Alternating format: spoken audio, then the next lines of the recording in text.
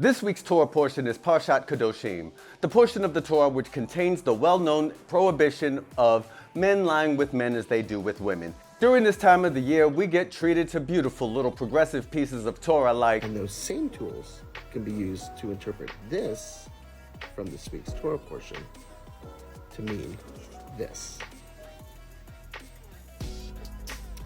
Text is dynamic and changing and open to interpretation. Now, while that's beautiful and all, that's simply contradicted by too many sources for my Orthodox ears to accept that as the simple meaning of the verse. Simply put, there's something that two men can't do. What is this thing? Anything beyond bareback, I'm gonna have questions on. Anything beyond that, I'm gonna have kashas on. My main issue is, who would I ask those questions to? If a rabbi is homophobic, I can't ask him shailas and expect that the answer that he gives me is gonna necessarily be Torah.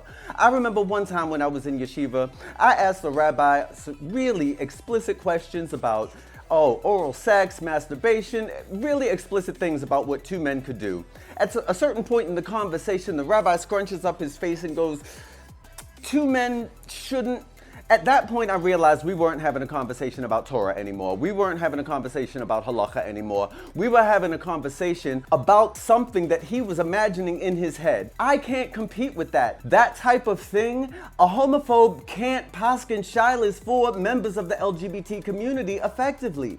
You have to get rid of the homophobia if you want to let the Torah come through.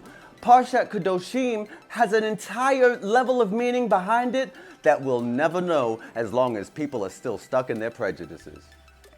Peace.